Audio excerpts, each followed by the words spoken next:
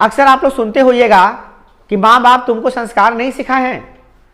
क्या स्कूल में यही संस्कार सिखाया जाता है? क्या तुम्हारे माता पिता यही संस्कार दिए हैं तुम्हें? कितने संस्कारहीन हो तुम। तो आप लोग सोचते होइएगा आखिर संस्कार है क्या, किसे कहते हैं संस्कार। तो चलिए आज हम लोग जानते हैं कि भारत में कौन कौन से लोगों के लिए संस्कार उपयोगी हैं और कौन कौन से संस्कार ऋषि मुनि बनाए हैं हमारे लिए। तो इसको जानेंगे हम लोग। संस्कृत पाठ, भारतीय संस्कारा नामक पाठ है जो क्लास 10th का जो संस्कृत में दिया गया है।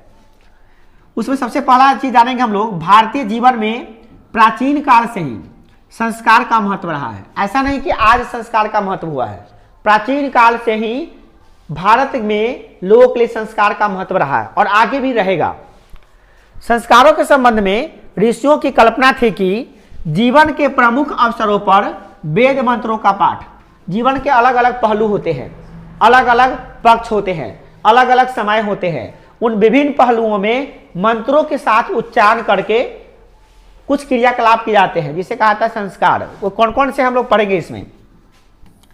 इसके अवसर पर वेद मंत्रों का पाठ होता है, गुरुजनों का आशीर्वाद मिलता है, होम यानी कि उसमें होता है अग्नि हवन में अग्नि जला के भगवान की पूजा की जाती है ना, हुमन होता है, परिवार के सभी सदस्य वहां पे आते हैं, मिलजुल कर आते हैं वहां पे। और संस्कार का उद्देश्य क्या होता है? तो संस्कार का उद्देश्य होता है मानव जीवन से दुर्गुणों को दूर करना। हमारे अंदर बहुत सारे दुर्गुण होते हैं, प्रत्येक मनुष्य के अंदर बहुत सारे दुर्गुण हैं, मतलब वैसे गुण जो हमारे लिए बेकार हैं, जो हमें बेकार बनाती है उसे कहते हैं दुर्गुण। बेकार गुण को क्या कहते हैं? दुर्गुण। तो दुर्गुणों को दूर करने के लिए संस्कार दिया जाता है। उसमें क्या दिया जाता है? संस्कार। अब ये संस्कार कौन, और इसका एक और काम है कि दुर्गुण को दूर करना और सद्गुण को लाना, सद्गुण का आवाहन करना, मतलब सद्गुण को लाना। तो आप समझ लीजिए संस्कार से क्या होता है, संस्कार से क्या महत्व है। तो संस्कार का काम है दुर्गुणों को दूर करना और सद्गुणों को अंदर लाना, उसका अपनाना, उसी को हम लोग कहते हैं संस्कार। अब ये संस्कार कितने हैं देखिए। जन्म के पहले 3 संस्कार होते हैं। वो होता है गर्भधान, पुनर्वसन, पुंसवसन, सीमांतोन्नयन संस्कार। ये 3 संस्कार ऐसे संस्कार है जो जन्म से पहले होता है। उसके बाद जन्म होने के बाद शैशवावस्था में 6 संस्कार होते हैं। जात कर्म, नाम कर्म, निष्क्रमण, अन्नप्रसान, चूड़ाकर्म और कर्णभेद। इसके बाद होता है 5 संस्कार होते हैं शैक्षणिक संस्कार, शिक्षा ग्रहण करने के समय में। अक्षरारंभ, उपनयन, वेदारंभ, केशांत, समावर्तन। और उसके बाद यौवना अवस्था में होता है विवाह संस्कार, और व्यक्ति जब मर जाता है तो उसका होता है अंत्योष्टि संस्कार यानी अंतिम संस्कार। तो पूरे भारत के जीवन में, भारतीय जीवन दर्शन में 16 संस्कार का वर्णन किया गया है। टोटल संस्कार कितने हैं? 16। आइए जानते हैं कि ये 16 संस्कार कौन कौन से हैं और इनके कौन कौन से गुण हैं। सबसे पहला नंबर बात, गर्भधारण संस्कार। जन्म से पूर्व, जन्म से पहले ही होता है ये संस्कार। इसमें शिशु और गर्भवती स्त्री को प्रसन्न रखने के लिए इस संस्कार को दिया जाता है। इसमें जो वर और वधू होते हैं उसको संतान के बारे में बताया जाता है कि संतान प्राप्ति करना क्यों आवश्यक है। तो उसके माता पिता, उसके जो रिश्तेदार होते हैं वो बताते हैं कि तुम अब वैवाहिक जीवन में आ चुके हो, तुम्हारा विवाह हो चुका है, अब तुम्हारे संतान प्राप्ति के लिए कर्म करो, मतलब संतान प्राप्ति हो ऐसा भी तुमको करना होगा कि तुमको संतान की प्राप्ति हो। उसमें जब संतान, माता पिता जब मतलब स्त्री और पुरुष जो जान आते हैं कि हमें संतान प्राप्ति करना है तो वो क्या करते हैं, जो भी रिलेशनशिप होता है वो बनाते हैं, वहाँ पे जो भी क्रिया होती है वो किया जाता है। उसके बाद क्या होता है, इसमें शिशु के लिए जो शिशु पेट में आता है वो, और जो स्त्री होती है, महिला होती है, उसके स्वास्थ्य के लिए कामना की जाती है कि इसका अच्छा स्वास्थ्य हो, ये अच्छा हो, हिष्ट पुष्ट हो, बच्चा जो है ना हिष्ट पुष्ट हो, इसकी कामना की जाती है। उसके बाद होता है क्या, पुंसवन संस्कार होता है, इसका नाम है क्या, पुंसवन संस्कार। ये क्या होता है, इसमें हिष्ट पुष्ट संतान की प्राप्ति के लिए फिर भगवान से कामना की जाती है कि हे भगवान, संतान तो इसके अंदर आ चुका है, गर्भ तो हो चुका है, मतलब माँ जो औरत थी रहू वो प्रेग्नेंट तो हो चुकी है, उसके अंदर बच्चा तो आ चुका है पेट में, मगर वो बच्चा हिष्ट पुष्ट हो, कोई विकलांग नहीं हो, अनड़ा, बहिरा, लंगड़ा, लूल्हा ना हो, बतहा ना हो, अच्छा हो, स्वस्थ हो, सुदृढ़ हो। इसके लिए भगवान से कामना किया था कि हे भगवान, जो बच्चा पेट में पड़ रहा है वो अच्छा हो, उस पर दया बनाए रखिएगा। उसके बाद सीमांतोन्नयन संस्कार। क्या होता है, सीमांतोन्नयन संस्कार। क्या होता है, सीमांतोन्नयन संस्कार। इस संस्कार में क्या किया जाता है कि बच्चा गर्भ में जो पल रहा है उसमें अच्छा गुण आए। क्या है? अच्छे गुण आए, उसका स्वभाव अच्छा हो, उसका कर्म अच्छा हो। आप जानते हैं कि बच्चा जो होता है ना, माँ के गर्भ में ही गुण सीखने लगता है, माँ के गर्भ से ही शिक्षा प्राप्त करने लगता है। जब वो पेट में होता है तभी सीख रहा होता है। जो बाहर घटित होता है, जो माता पिता करते हैं एक्टिविटी, वो सब बच्चा पेट में ही सीख रहा होता है। आप इसका एग्जाम्पल देख सकते हैं महाभारत में, अभिमन्यु पेट में ही चक्रव्यूह को तोड़ना सीख गया था। पता है कि नहीं पता है?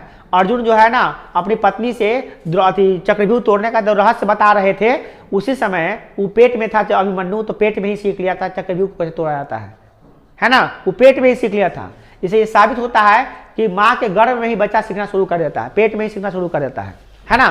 कहता है तू पेट जन्म से सीख के आया था का? जन्म से सीख के तो नहीं आया था, मगर पेट में बच्चा सीखता है, समझ गए? तो अच्छे कर्म की प्राप्ति के लिए सीमांतों नए संस्कार किया जाता है, ठीक है ना। उसके बाद बच्चा जन्म ले लेता है, बच्चा हो गया। अब बच्चा होने के बाद जन्म जब हो गया उसका, तो क्या होता है? जात कर्म संस्कार। क्या होता है? जात कर्म संस्कार। इसमें क्या होता है? शिशु का जन्म होते ही उसको दोष होते हैं, उसमें कई सारे दोष होते हैं।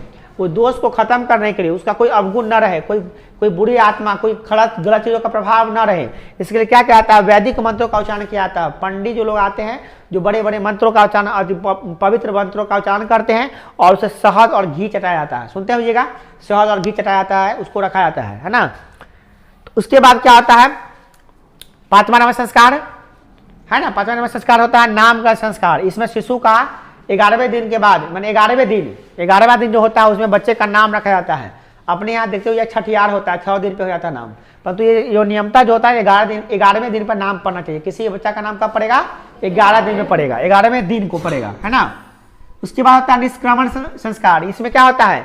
यह जन्म के चौथे माह होता है। जब जन्म का चौथा महीना हो जाता है, चौथा महीना में, तो पिता क्या करते हैं कि कहते हैं कि जो पंचभूत हैं, जो जिन 5 चीजों से मिलकर हमारा शरीर बना है, क्षितिजल पावक अगर समीरा, पंच तत्व बने मानव शरीरा या अधव शरीरा। जो हमारा जो शरीर है 5 तत्वों से बना है। किस किस से बना है? पृथ्वी, जल, अग्नि, वायु और आकाश। पृथ्वी, जल, क्षिति, जल, पावक, अगन, समीरा। क्षिति माने पृथ्वी, जल माने पानी, अग्नि, क्षिति, जल, पावक माने अग्नि, क्षिति, जल, पावक, अगन, समीरा। अगन माने क्या होता है? आकाश। अगन माने अग्नि, आकाश और वायु।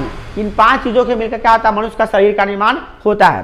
तो इन 5 जो देवता है, ये पांचों हम लोग जानते हैं देवता। अग्नि देवता होते हैं, जल देवता होते हैं, अग्नि पृथ्वी माता होती है, वायु देवता होते हैं, आकाश देवता होते हैं ना देवता। इन सब देवता से प्रार्थना करते हैं कौन? बच्चे के पिताजी। कि बच्चे के पिताजी जो होते हैं भगवान से प्रार्थना करते हैं कि हे भगवान, जिन चीज़ों से हमारा बच्चा का शरीर बना है और हमारा शरीर बना है, हमारे बच्चे पे अच्छा कृपा दृष्टि बनाए रखिएगा, इसका कोई चीज़ का कमी नहीं कीजिएगा, है ना। ये अच्छा से बढ़े, इसका शरीर अच्छा हो, शरीर स्वस्थ हो, इसके लिए कामना करते भगवान से प्रार्थना किया जाता है ना। ये कौन करते हैं? पिताजी करते हैं। किसके लिए? अपने बच्चे के लिए करता है। अगला है अन्नप्राशन। जब बच्चा को दांत निकलने लगता है, तो लगभग 6 से 7 महीना में दांत निकलता है, उसी समय बच्चे को क्या करता है? उसके मामा जी सुनते होइएगा, सोना के कटोरी, चांदी के चम्मच से क्या करता है? मैंने आई मीन जितना भी धनी मन जो लोग होता है उसके हिसाब से करता है। कोनो आदमी प्लास्टिक का खरीदता है, कोई आदमी स्टील का खरीदता है, कोई आदमी तांबा का खरीदता है। जिसको जितना पैसा होता है उस हिसाब से उसके नाना जी और नानी जो खरीदती है, और मामा जी क्या करते हैं? उसको खीर चाहे खिचड़ी बना के उसको मुंह में ठाका जाता है। मतलब दांत जब जम रहा होता है ना, तब पहला बार उसको अन्न दिया जाता है। इसको कहते हैं अन्नप्राशन। अन्नप्राशन क्या कहता है? अन्नप्राशन मतलब क्या आता है? उसको पहली बार अन्न खिलाया जाता है। उसका कहता है कि जो तुम दूध पी रहे थे माता का, दूध भी पीते रहो और कुछ अन्न भी खाते रहो, है ना। क्योंकि अब तुम अन्न खाने वाले हो गए हो, तो 6-7 महीना के बाद कुछ न कुछ हल्का दाल का पानी हो गया, खिचड़ी हो गया, है ना, खीर हो गया, उसको खिलाया जाता है। दिया जाता है कि नहीं जाता है? ऐसा होता है। देखिए जिसके घर में बच्चे होंगे वो देखते होंगे कि ऐसे ऐसे हो रहा है ना। उसके बाद क्या होता है? 8वां नंबर क्या होता है कि जब बच्चा 1 साल या 3 साल या 5 साल या 7 साल का हो जाता है, मतलब कि जो विषम संख्या वाला साल में हो जाता है, तो क्या किया जाता है? उसका जो है टकला बना दिया जाता है, पूरे बाल को काट दिया जाता है, छिल दिया जाता है ना। कोई मनौती उनौती होता है तो कहीं धाम पर ले जाके, चाहे कहीं पे घर पे ही क्या कहता है, हजाम आते हैं पूरा रेजर लेके पूरा धक्का टकला बना जाते हैं ना। टकला बनाते हैं जी, टिक्की उक्की मारने लगा, टिक्की छोड़ देते हैं ना। ऐसा होता है ना जी, जो कहते हैं मुंडन करा दिया जाता है। क्या कर दिया जाता है? मुंडन करा दिया जाता है। तो मुंडन कराने के बाद क्या होता है? बच्चा जो है ना एकदम मतलब कि उसका जो बाल में जो कितना कीटाणु होता है, जितना ढील मकोड़ा कीड़ा मतलब होता है ना, चिल क्या होता है उसको, लीक उक होता है ना, ढील उल सब खत्म हो जाता है, एकदम क्लीन हो जाता है। उसके बाद बच्चा रिलीफ महसूस होता है, हाँ क्या हवा भी यार लग रहा है ना, चारों ओर से हवा बिहार लगता है, पानी लगता है तो कहता है जा, पानी तो टिकवे नहीं किया, भाग जा नीचे, है ना। बच्चा को जब पे क्लास में आता है पढ़ने तो कहता टकला टकला सब चुराता है ना। तो ये सब होता है, मतलब हालांकि ये बात अलग है। तो मतलब कि ये कर्म ये सब आता है, संस्कार मिलता है उसको, है ना। उसके बाद क्या होता है कि देखिए 2 ग्रह बड़ी खतरनाक होता है, राहु और केतु। जिसके पीछे पड़ता है उसको कंगाल बनाता है, पता है ना।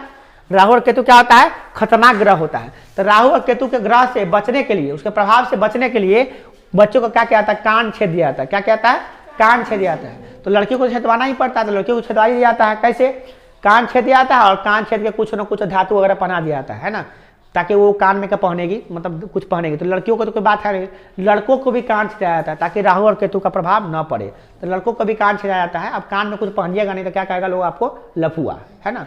तो कान में नहीं पहनिएगा, कान छेदा के छोड़ दीजिएगा, अपने आप बुना जाएगा वो, है ना।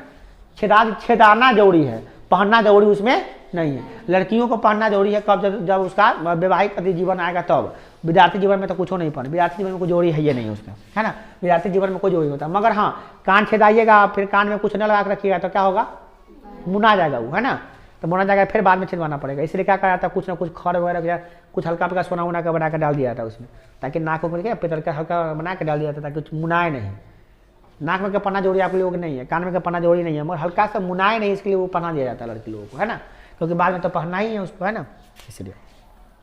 लड़का लोग को कोई जोड़ी नहीं, लड़का लोग खाली छेदा लो बस हो गया, है ना। तुझे आगे तो पहन लेना। आजकल का लड़का लोग क्या करता है, यहाँ छेदेले है ना, कहाँ कहाँ ने छेदेले रहता है ना, छेदा के सब में पहन ले, कैसा स्टाइल हो गया। कौन फिल्म था वो आया, वो है ना शाहरुख खान का छमक छल्लो वाला, कौन है, रावण, जो ना शाहरुख खान का, उसमें ढोरी में छेदा ले रहता है, ढोरी में छेदा कोई पहले रहता है पूरा, हाँ। मनोरंग मीना का मैंने खाली पहले ही रहता है, तो उसमें वो अलग बात है, वो तो लपगिरी वाला बात है, कोई बात है छोड़िए, वो में पढ़ना जरूरी है। चलिए आगे देखिए।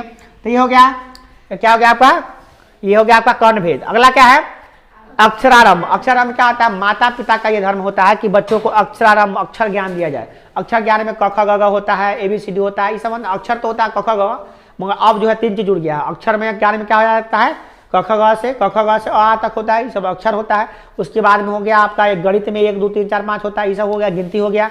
और ABCD ये सिखाने का काम किसका होता है, माता पिता का, क्योंकि माता पिता ही प्रथम गुरु होते हैं। किसी भी बच्चा का प्रथम गुरु कौन होता है, माता पिता। तो माता पिता का धर्म बनता है कि अपने बच्चों को अक्षर ज्ञान दे, है ना। आजकल क्या करता है माता पिता, अपने धर्म का निर्वाह नहीं करते हो, दे देते नर्सरी क्लास में नाम लिखा दिए बच्चा का, बोर्डिंग स्कूल में डाल देता है ना, हॉस्टल में डाल देता है कि बच्चा वही सीखे क ख। बताइए, संस्कार देने का काम आपका, दीजिएगा दूसरों को, कैसे संस्कार मिलेगा आपको, बताइए। वही ना कल हो के बच्चा हार जाएगा, वही ना बच्चा कल हो के आपको कदर नहीं करेगा, बुढ़ापा में जाइएगा तो आपको भी डाल देगा अनाज थाले में।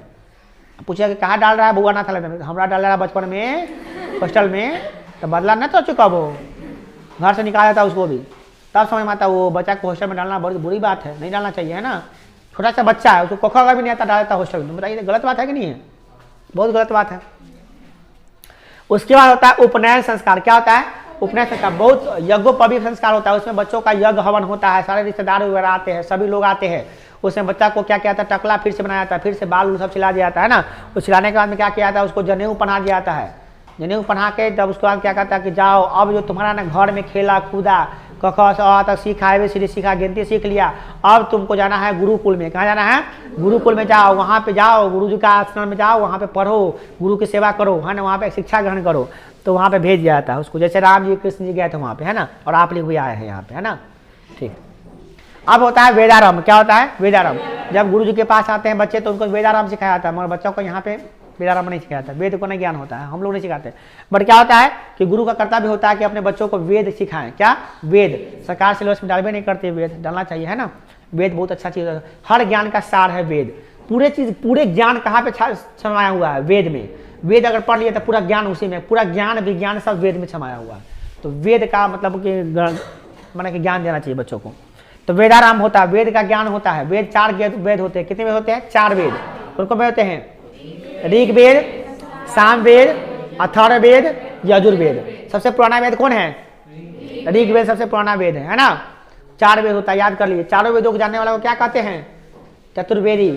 3 वेद को जानने वाला त्रिवेदी, 2 वेद को जानने वाला द्विवेदी, है ना। तो पंडित लोगों को सुनते हैं चतुर्वेदी है, द्विवेदी है ना, सुनते हुए है ना। चतुर्वेदी, द्विवेदी, त्रिवेदी होता है ना, समझ रहे हैं ना। हाँ, अब नाम के लिए खाली है, चतुर्वेदी है, हमारे 4 को वेद नहीं पढ़ा। ऐसा होता है। नाम के लिए चतुर्वेदी, अब वेद अपने को पढ़ा ही नहीं है, ऐसे होते हैं। अब नाम के लिए टाइटल हो गया है। ऐसा नहीं, सब लोग नहीं होते हैं, कुछ लोग पढ़े लिखे भी होते हैं, कुछ लोग पढ़ते भी हैं, मगर सब लोग नहीं पढ़ते हैं। आजकल चतुर्वेदी लगाने वाला मतलब वो टाइटल हो गया। वो क्या हो गया? टाइटल। अब देखिए यहाँ पे किसान संस्कार, जब गुरु के पास जाता है ना बच्चा, तो उसके सर पे बाल नहीं होना चाहिए। टिक्की होने होगा तो चलेगा, मगर बाल उसके अंदर सर पे उसका बाल नहीं होना चाहिए, जान लीजिए। तो गुरु के पास जाने के बाद क्या कहता है, बाल को पूरा मुड़वा दिया जाता है, टकला बना के भेजा जाता है पढ़ने के लिए, ताकि माइंड जो होता है माइंड कॉन्शियस होना चाहिए, चारों तरफ से ज्ञान घुसना चाहिए, है ना।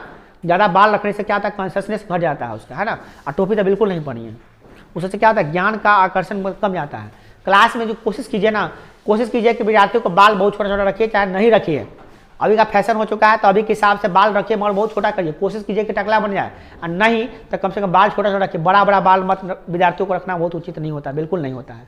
गुरुजी रख सकते हैं, गुरुजी दाढ़ी रखे, बाल रखे, बड़का का गुरुजी का तो बड़का का बाल होता है ना, दाढ़ी बड़का का होता है, मगर विद्यार्थियों को बाल रखना उचित नहीं होता है ना। अगला क्या होता है, तो केशांत में क्या होता है, केशों का अंत कर जाता है, केश हटा दिया जाता है। उसके होता है क्या, समावर्तन संस्कार। इसमें क्या होता है, इसमें बच्चा जब पूरा शिक्षा पढ़ लेता है, पूरा पढ़ लिख लेता है, तब होता है क्या कि बउआ गुरुदक्षिणा दीजिए। क्या होता है, गुरुदक्षिणा। जितना भी आप गुरु के लिए, गुरु से पढ़े हैं, उसके बदले में आपको देना पड़ेगा गुरुदक्षिणा। तो गुरुदक्षिणा में दिया जाता है, कोई आदमी जिसके पास सोना है, चांदी है, हीरा है, जवरात है, जमीन है, जायदाद है, जो चीज होता है, जो जैसा सक्षमता होता है, जो जितना लायक होता है, उस हिसाब से उसको दान दिया जाता है। राजा महाराजा का बेटा है, चलिए वो कहता जाइए, वो 10 बीघा जमीन है, वो आपका हो गया, ले जाइए, कुल का हो गया, है ना। 10 बीघा जमीन दे दिया, कोनो क्या क्या 10,000 गाय दे दिया, कोई 500 गाय दे दिया, है ना। ऐसे होता था पहले दान में। गुरुदक्षिणा मिलता था, पढ़ने लिखने के बाद पूरा शिक्षा ग्रहण हो गया है तब मिलता था गुरुदक्षिणा। क्या, गुरुदक्षिणा। जो गरीब है वो गरीब के हिसाब से अपना कुछ दिया, जो सबसे गरीब है तो उनको मैंने अपने हिसाब से ही, अपने अर्थ से देता था। लोग मांग नहीं करते थे गुरुजी कि अब ये दीजिए वो दीजिए। उस समय मांग की जरूरत नहीं थी, क्योंकि बच्चा जो था ना फ्री में सब कुछ ले आता था गुरुजी के लिए। जब बच्चा यहाँ जब गुरुजी के पास बच्चा जाता था पढ़ने, तो गुरुजी के लिए खाना पीना सब भीख मांग के लाता था, बच्चा लोग बनाता था, गुरु को खिलाता था, गोर हाथ दबाना, हर एक काम, गुरु आश्रम में गाय चराना, भैंस चराना, जलावन काट के लाना, खाना बनाना, सब काम, गुरुजी का गोर दबाना, A to Z एवरीथिंग काम बच्चे लोग करते थे, विद्यार्थी लोग, समझ गए। और सारा गुरु का काम करने के बाद में तब फिर पढ़ाई के टाइम में पढ़ना, सारा काम करना, A to Z काम, सारा का लकड़ी, राम जी थे, कृष्ण थे, वो लोग जाते थे जंगल में लकड़ी काटने, लकड़ी काट काट के लाते थे, तब खाना बनता था, बनाती थी उसकी गुरु माता, है ना। समझते हैं कि नहीं समझते हैं। राम जी राजा के बेटा थे, राजा थे वो लोग, फिर भी जाते थे घरे घरे जाके गुरु भिक्षान देही भीख मांगते थे। क्या करते थे, भीख मांगते थे, भीख मांग मांग के लाते थे गुरु से, क्योंकि विद्यार्थी जीवन में ना घर का खाना नहीं खा सकते हैं, माने कि आपको गुरु का ही खाना खिलाना पड़ेगा। तो गुरु जी के पास खाना कहाँ से आएगा, तो गुरु जी कहते जाइए भीख मांग के लाइए। तो नियम था कि सारा बच्चा सुबह सुबह टाइम था, सब घरे से अन्न भीख मांग मांग के लाता था। राजा हो या रंग, कोई मर्द नहीं है, तो राजा हो का बेटा हो चाहे रंग का बेटा हो, सब समान है, एक लेखन ड्रेस है सबका, सब एक लेखन पहना हुआ जने हो, सब एक लेखन है, सब जा रहा है, सब अपना भीख मांग के लाया, गुरु जी का सेवा किया, खिलाया पिलाया, है ना। ऐसा सिस्टम था, समझ में आया कि नहीं आया। तो ये सारा सिस्टम था पहले, कब, ये प्राचीन काल में हुआ करते थे। तो अब क्या हुआ कि हर महीने आप देखिए, आप हमको खाने के लिए क्या अन्न देते हैं, नहीं देते हैं, तो अब हर महीने महीने आपका फी लिया जाता है। तो उसके बदले में क्या होगा कि आप रूप बदल गया उसका, है ना। अब हर महीने महीने फी दिया जाता है, ताकि गुरुजी अपना काम उससे खुद कर लेंगे। क्या आप गुरुजी बीमार पड़ते तो पैर दबाने आते हैं, नहीं दबाने आते, वो अपना नौकर रख लेते, पैसा जो देते हैं फिर उसे नौकर रखवा के दबा लेते हैं, है कि नहीं है। क्या आप गुरुजी बीमार पड़ते थे, क्या दवा देने जाते हैं, मरम पट्टी करने जाते हैं, नहीं करने जाते, क्यों, क्योंकि आप पैसा दे देते हैं, उसी पैसा से हो जाता है। मतलब आप लोग भी काम करते हैं, आप भी गुरु का सेवा करते हैं, ऐसा नहीं कि नहीं करते हैं। आप लोग भी जो फी देते हैं ना, वही गुरु का सेवा होता है। आप लोग के पास समय नहीं है कि आप आकर गुरु का पैर दबाइएगा, भर दे हाथ दबाते रहिएगा, तो है नहीं ना। चाहे आपको कुछ उसका खाना पीना, चाहे जो भी दवा दारू हो, जो भी चीज़ दे दीजिएगा, ऐसा तो है नहीं समय। तो आप लोग क्या करते हैं, फी दे देते हैं, उसके बाद फी अपना गुरु जी अपना मैनेज कर लेते हैं, समझा कि वही सिस्टम आ रहा है, अभी भी चल रहा है वही सिस्टम, है ना। बदल गया, रूप बदल गया। आप पहले गुरुदक्षिणा बाद में देते थे पढ़ने लिखने के बाद, अब क्या होता है गुरुदक्षिणा पहले ले लेते हैं लोग, तब कोई ठीक नहीं है कि पढ़ेगा 10 दिन भाग जाएगा, तब 10 दिन के लिए नाम लिखाया, 10 दिन पढ़ के भाग जाए, 10 दिन का फी लेकर चला गया मेरा, तो पहले फी जमा करवा लेते हैं। गुरु लोग होशियार हो गए, क्योंकि बच्चा सब भी बहुत होशियार हो गया, इसलिए गुरु जी को अच्छा, है ना। पहले फी जमा कर लीजिए, तब पढ़िएगा, फिर जमा करिएगा तो फिर पढ़िएगा, नहीं है तो नहीं पढ़ने आइए, ऐसे ही होता है ना सिस्टम।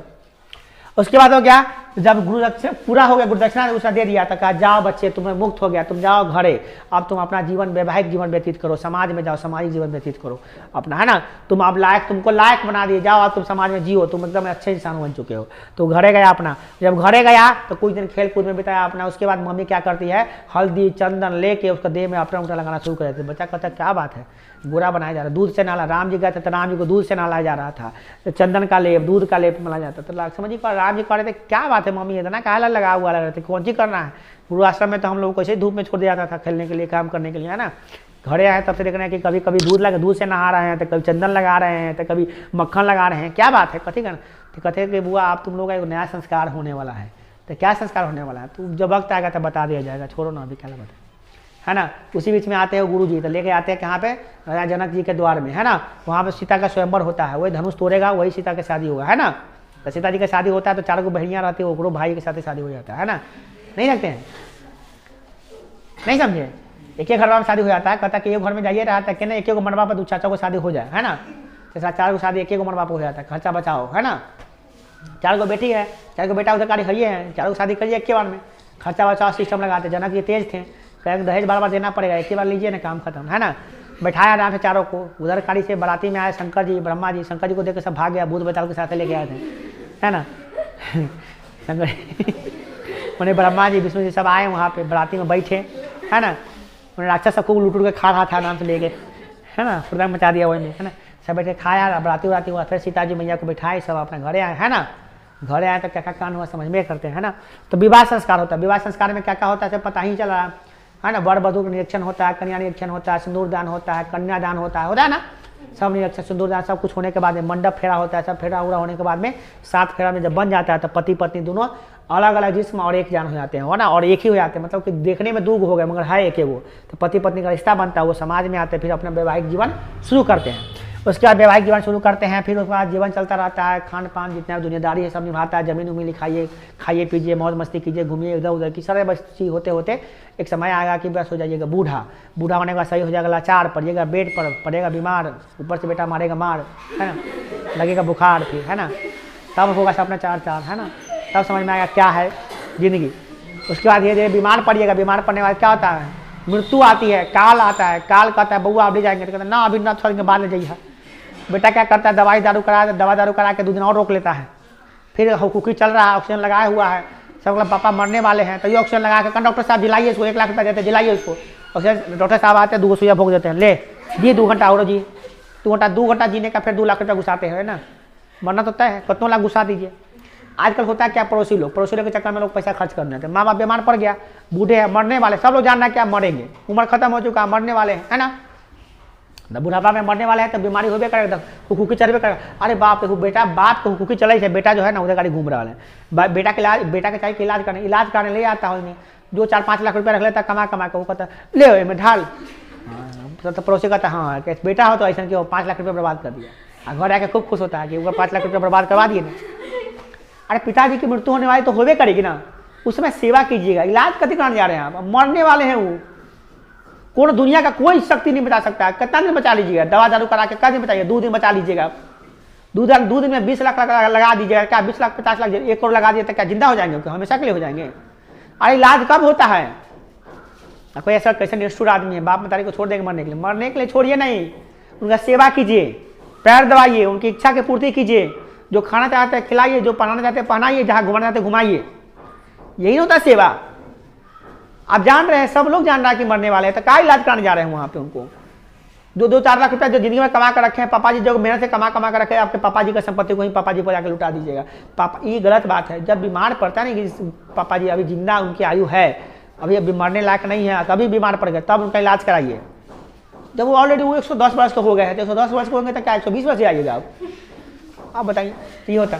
तो जब पापा जी मर जाते हैं ना, मृत्यु हो जाती है या मम्मी मर जाती है, तो उनका बेटा का कर्तव्य होता है कि उनका अंतिम संस्कार कराया जाए। क्या किया जाए, अंतिम संस्कार। अंतिम संस्कार नहीं कराइएगा तो क्या किया जाता है, उससे आत्मा भटकती रहती है, उसको शांति नहीं मिलता है ना।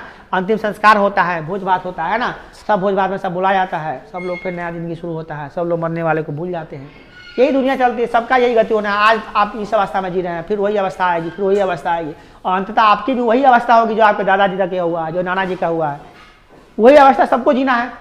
थोड़ी ना हमेशा के लिए रह जाइएगा आप, क्या हम, कोई नहीं रहेगा धरती पे। धरती पे जो लोग भी है सब खत्म हो जाएंगे और सबका अंतिम संस्कार होगा कि नहीं होगा। तो यही होता है संस्कार। तो ये 16 संस्कार जिसको जिसको अपनाया जाता है तो कहता है संस्कार वाला बच्चा है ये। जो संस्कार नहीं होता उसको संस्कारहीन बच्चा हो जाता है। ये संस्कार मानना जरूरी है। जितने भी इसमें कर्म है, जितने भी संस्कार है, सबको करना चाहिए, है ना। कोई कहेगा कि विवाह नहीं करेंगे तो विवाह संस्कार नहीं हुआ उसका, तो उसका संस्कार नहीं हुआ तो वो संस्कारहीन हो गया। क्या हो गया? संस्कारहीन हो गया। अब चलते हैं हम लोग क्वेश्चन आंसर पे। क्वेश्चन आंसर अब आप लोग बता सकते हैं। बताइए भारतीय संस्कार कितने हैं? 16 है। अगला क्वेश्चन देखिए, भारतीय संस्कार में किसका निर्माण होता है? भारतीय संस्कार से मनुष्य के व्यक्तित्व का निर्माण होता है। किसका निर्माण होता है? आपका अच्छा पर्सनालिटी बनेगा। अगला है, संस्कारों को कितने भागों में बांटा गया है? 5 भागों में बांटा गया है। जन्म से पहले, शैशवावस्था, शैक्षणिक अवस्था, विवाह और क्या होता है? अंतिम। 5 होता है ना, 5 भागों में बांटा गया है। अगला, जन्म के पूर्व कितने संस्कार होते हैं? 3 संस्कार होते हैं। त्रय माने क्या होता है? 3। बचपन में कितने संस्कार होते हैं? नहीं, 6 होते हैं। 6 संस्कार। बचपन माने क्या? जब जन्म ले लेता है क्या संस्कार होता है? 6 गो। जन्म से पहले 3 गो, जन्म के बाद 6 गो, जन्म के तुरंत बाद 6 गो। उसके बाद शिक्षा वाला में क्या संस्कार होता है? 5 गो संस्कार होता है। उसके बाद गृहस्थ जीवन में क्या संस्कार होता है? 1 गो विवाह संस्कार होता है। बस हो गया। उसके बाद सबसे अंतिम संस्कार में कौन होता है? मरने के बाद कौन संस्कार होता है? 1 संस्कार, अंतिम संस्कार। हो गया, खत्म। 16 संस्कार ना हो गया। 3 गो जन्म के पहले, 3 गो जन्म के तुरंत बाद 6 गो, 6 3 9 गो। आ शैक्षणिक पढ़ने वाला में क्या गो? 5 गो। 9 5 14 गो। एगो विवाह 15 गो, एगो अंतिम 16 संस्कार हो गया। 16 संस्कार हो गया, काम खत्म। अब क्या है? कोई उपाय नहीं। धरती पर 16 संस्कार खत्म, बस हो गया। और देखिए, किसके गीत देव, ये कहां से आ गया भैया? आई में कहां से आ गई? तो वो वाला पाठ क्या है? किसके गीत देवता गाते थे भारतवर्ष के? तो वो वाला पाठ क्या है? अगला, प्राचीन संस्कृति की पहचान किससे होती है?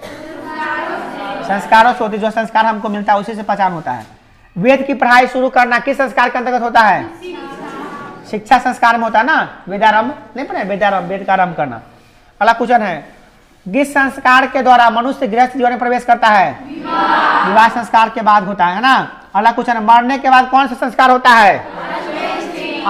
अंत्येष्टि संस्कार होता है। अंत्योष्टि संस्कार, है ना, अंतिम संस्कार। अगला है, अंत्येष्टि संस्कार कब होता है?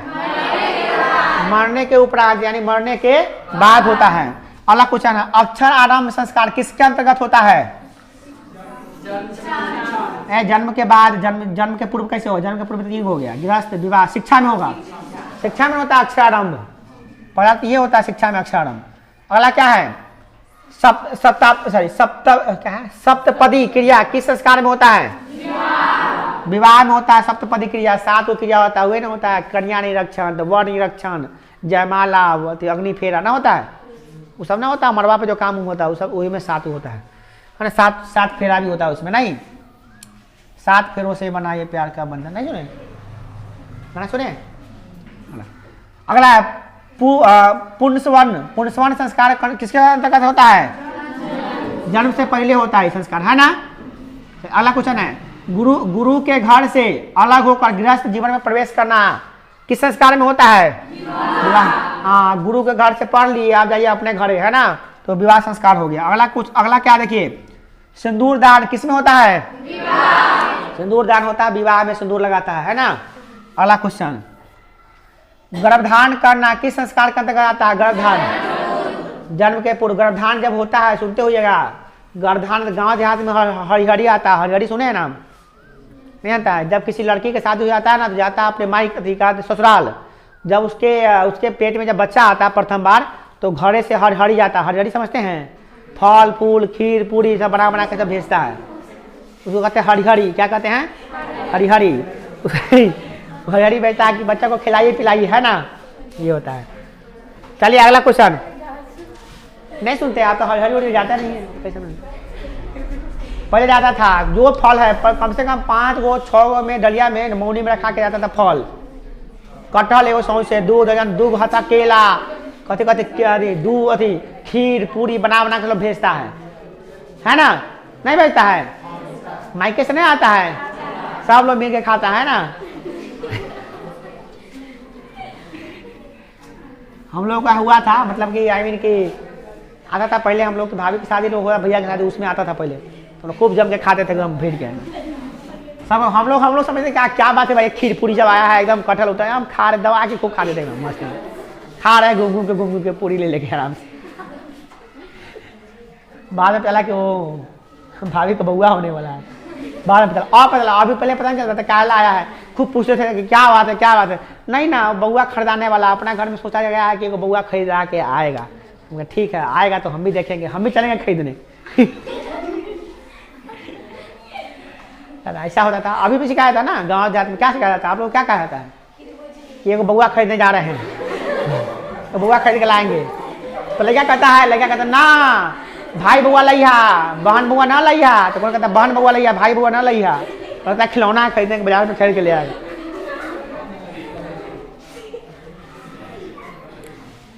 नहीं आगे देखिए अगला, नामकरण संस्कार किसमें होता है?